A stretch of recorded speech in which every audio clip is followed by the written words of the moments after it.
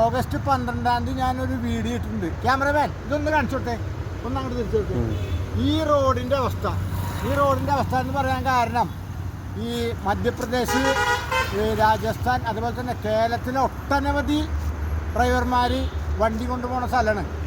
അങ്ങനെ ഞാൻ ഇത് ഇട്ട് കാര്യങ്ങളൊക്കെ കഴിഞ്ഞ് അതിനിടയ്ക്ക് എൻ്റെ ഒരു വീഡിയോ നമ്മുടെ ഈ കടക്കാരൻ മേടിച്ചു. ആളൊന്ന് അയച്ചു കൊടുക്കാൻ പറഞ്ഞു. ഇദ്ദേഹം എന്താണെന്നറിയോ, ഇദ്ദേഹം ഇവിടെ ഈ കർണാടകയിലെ ഈ ബാംഗ്ലൂരിലുള്ള ഗ്രൂപ്പിൽ ഈ സാധനം ഇട്ട്. ഇപ്പം എന്തുണ്ടായെന്ന് കഴിഞ്ഞാൽ ജനപ്രതിനിധികൾ ഇത് കാണും ചെയ്ത് ലാസ്റ്റ് മന്ത്രിതലത്തിൽ വരെ എത്തി. എത്രയും പെട്ടെന്ന് ഇത് നിർമ്മാണ പ്രവൃത്തികൾ നടത്താനുള്ളൊരു ഇതുണ്ടായി. പക്ഷെ വേറെ കാര്യം, കേരള സമൂഹത്തിന് കേരളത്തിൽ നിന്ന് ഒരു വ്യക്തി വന്നിട്ട് ഇങ്ങനെ ഒരു വ്ളോഗ് എടുത്തതും പിന്നെ ഒരു പ്രത്യേകത ഉണ്ട്. ഇതിന് അഭിമാനം കൊള്ളാവുന്ന ഒരു കാര്യമുണ്ട്. നമ്മുടെ കേരളത്തിലാണെങ്കിൽ എനിക്ക് തോന്നാനുള്ള നടക്കുന്നത്. പക്ഷേ ഒരു കേരളത്തിൽ നിന്ന് ഒരു ഡ്രൈവർ വന്ന് ഈ ബാംഗ്ലൂർ വന്നിട്ട് ഇങ്ങനത്തെ ഒരു സംഭവം ചെയ്തപ്പോൾ അവരത് വളരെ പ്രാധാന്യത്തോടെയാണ് കണ്ടത്. അവർ ജനപ്രതിനിധികളെ കണ്ട് അതേപോലെ തന്നെ ഈ മന്ത്രിതലത്തിലെത്തി എത്രയും പെട്ടെന്ന്. ക്യാമറമാൻ അതൊന്ന് കാണിച്ചോട്ടെ. ഇവിടെ നിർമ്മാണ പ്രവൃത്തികൾ ചെയ്യാനുള്ള എല്ലാ പരിപാടികളും അതൊന്ന് കാണിച്ചോട്ടെ. അപ്പം എല്ലാ ഇതെന്ന് പറഞ്ഞു കഴിഞ്ഞാൽ ഭയങ്കര അപകടകരമായ സംഭവം. കാരണം അനേകം മലയാളികൾ ട്രക്ക് ഡ്രൈവർമാർ ഇതിലേക്ക് പോകണമാണ്. എനിക്കറിയുന്നതാണ്. ഇതിപ്പോൾ കഴിഞ്ഞ ആഴ്ച ഒരു സംഭവം ഉണ്ടായിരുന്നു. ഇപ്പോൾ ഇവിടെ നിർമ്മാണ പ്രവൃത്തികൾ ചെയ്യാനായിട്ട് എല്ലാ കാര്യങ്ങളും ഓക്കെ ആക്കി കൊടുത്തിട്ടുണ്ട് എന്നാണ് ഞാൻ അറിഞ്ഞത്. ഞാൻ ഇപ്പോൾ ഇവിടെ എത്തിയുള്ളൂ. അപ്പോൾ ഇതിപ്പോൾ നമുക്ക് അഭിമാനിക്കാവുന്ന കേസാണത്.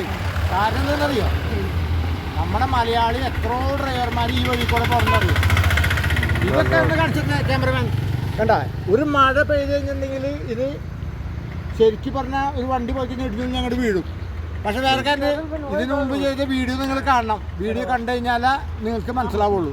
അപ്പോൾ അതിൻ്റെ പേരിൽ ഞാൻ ഒരു സന്തോഷ വാർത്ത അറിയിക്കുന്നത്, കേരളത്തിൽ നടന്നില്ലെങ്കിലും കർണാടകയിൽ ഇങ്ങനൊരു സംഭവം നടന്നു.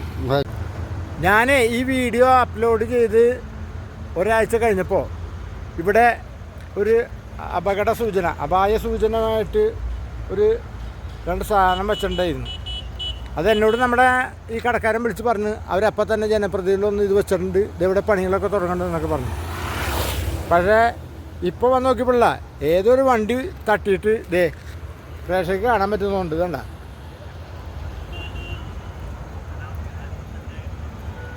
അവിടെ കിടക്കുന്നുണ്ട്. അപ്പം എന്താ ഒരെണ്ണം ഇവിടെയും കിടക്കുന്നുണ്ട്.